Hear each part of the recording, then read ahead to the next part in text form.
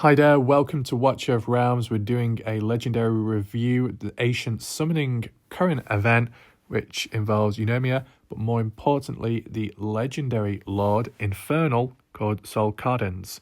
Is he worth summoning for? How good is he, really?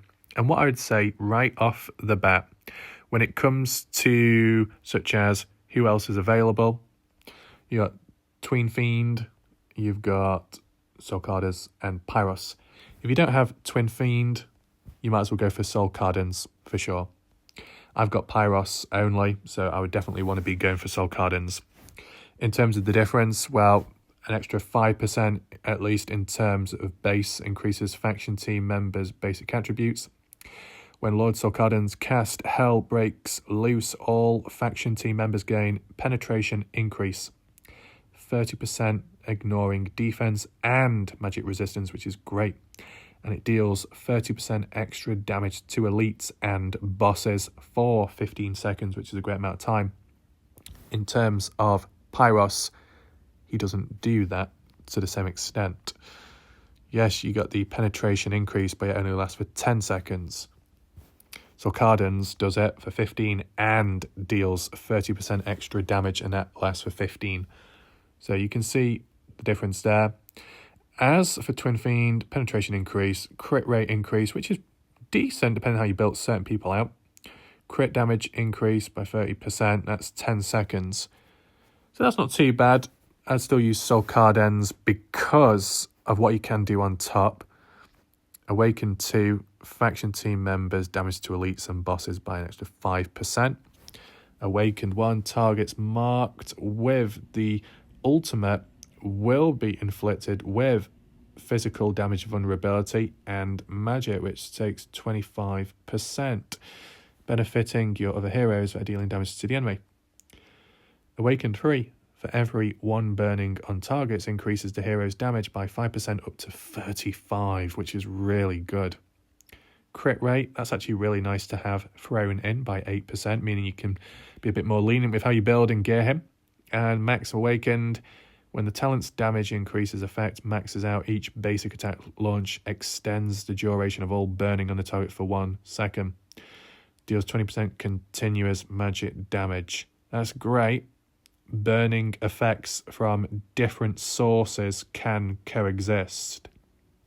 Worth taking that into account.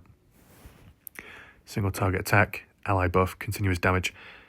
Talent, when attacking the same target, basic attack deals increased damage. Each attack increases damage by 6% for 10 seconds up to 10 times. 60, wow. And inflicting burning. Deals 80% magic damage to one enemy. Continuous, pretty good. Cost, he's quite costly. Upon inflicting burning on targets, 15% chance to gain 1 fiery essence, stacking up to 4 during the next ultimate. Every essence deals 6% extra damage. It's pretty good. Becomes immune to burning damage after talent inflicts burning on targets. There's a 30% chance to increase their received burning damage by 20%. Really focused on burn, magic damage, continuous, against bosses. Very good. I didn't know you could actually click on some of these buttons. Specialize in amplifying allies. Okay. And then we've got the Lord as well, as we've already seen and acknowledged. It's pretty simple. Hell breaks loose, 600 cost. You can reduce it by 100, so it's 500, which is pretty good, to be honest.